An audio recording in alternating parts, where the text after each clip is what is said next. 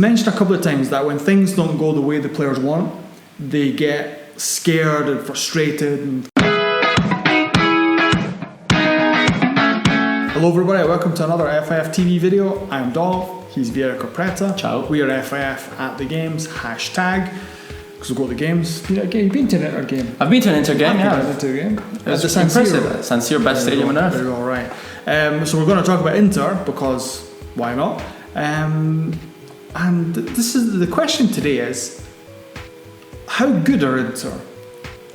Well, yeah, because they got some bad results at first. Lost to Sassuolo, lost to Parma, and now they really got going. They signed a bunch of players in the summer who improved the team. Didn't look like it was kind of working, but then the two victories I think are really key in this. Spurs in the Champions League and Sampdoria away. And even PSV. And since then in the Champions League. Yeah, well, there was a comeback win as well. They've got, 6 wins? But away in the Champions League, it's never easy. Coming back from behind as well. So they've had some good comebacks, some good results against good teams, and then some really poor results, some poor performances against But that seems teams in the past already. Yeah. So how good are they? I think they're very good. You think they're very good? I think they're very good. Okay, finished. because they came fourth last year with a bit of luck. Mm-hmm. They kept all their key players. Mm-hmm. They did. And they bought 7 or 8 quite good players. I mean, you're talking about Versalico, Asamoah. I'm starting from fullbacks. De Vrij, Nainggolan, and for me is Keita, the best midfielder in the world. I love Nainggolan. But you're talking about players. Keita 2 seasons ago with Lazio scored 16 goals. And then Monaco spent 30 million on him. Politano scored 11 goals last year. He's definitely, an upgrade on someone like Caramon.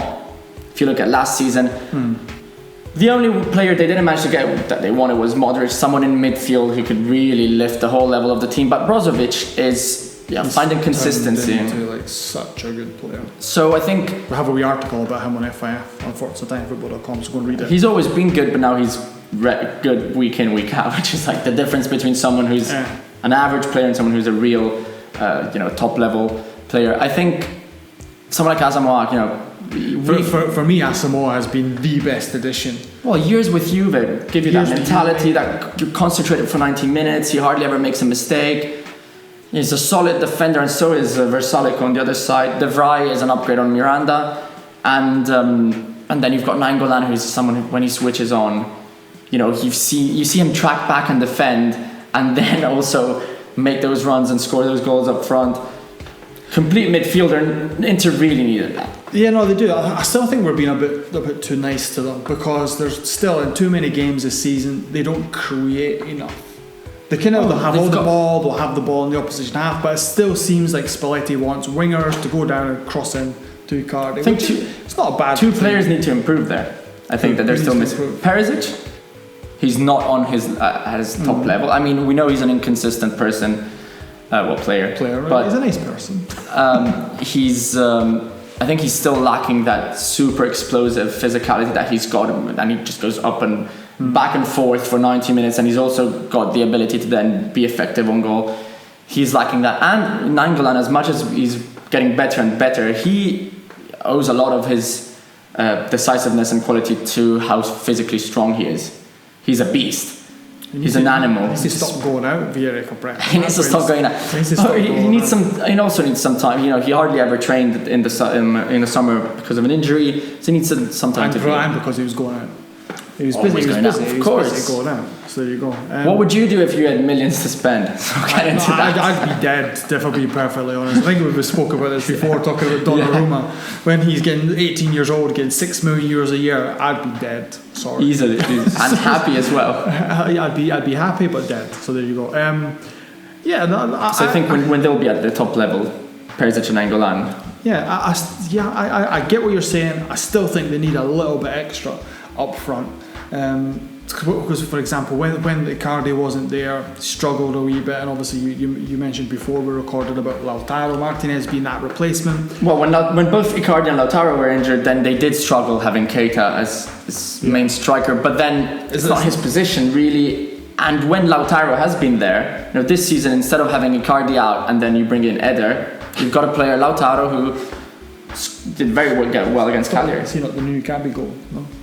Apparently not. Not so far.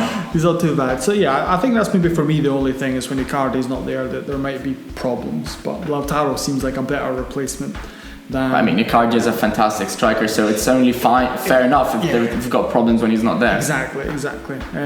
So yeah, to be honest, I think they'll do alright.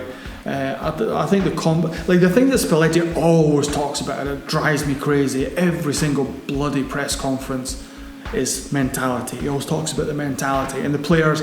He's mentioned a couple of times that when things don't go the way the players want, they get scared and frustrated and kind of... It's part of Inter's DNA to an extent. But yeah. But that's kind of why I said the games against Spurs and Sampdoria were so significant. Because they got the wins and they played well in both games. And then they kept playing till the very end. They never got disheartened, and then they got the results. Yeah. And I think that's a thing that obviously needed changing, because I think I've spoken about this before, maybe on the other podcast. If you go through that Inter team, there's no winners there. Really? No, that's the only one is Asamoah. It's like they don't have a player or players in that team where go, this is how you win. Like players that were an example, obviously the opposite is Juve, who win everything. All the players have won a million trophies. They bring Ronaldo, who's won everything and at a better level, whereas Inter have. The one that's got the best result apart from Asamoah in his career is Nainggolan with that semi-final last year. In the Champions League, is not so there's maybe a few titles, maybe in Croatia or in Holland or something like that. No, they've got still a long way to go, but I think they're on the right path, and they've got very good squad players. I think the main thing is, will they struggle to make it into the top 4 compared to last year? I think they could comfortably come third and have a lot of fun in the Champions League. Yeah. I think Napoli will probably be a bit too strong for them.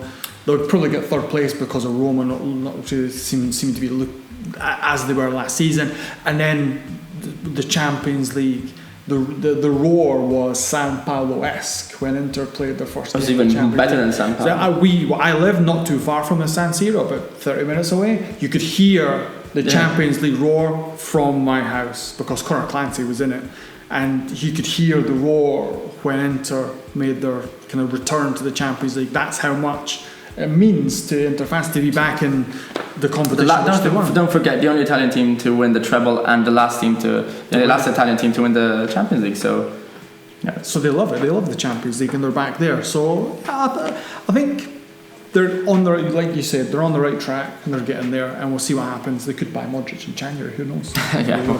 Right. So let us know what you think about Inter. Leave a comment. Get on the website, etc., etc.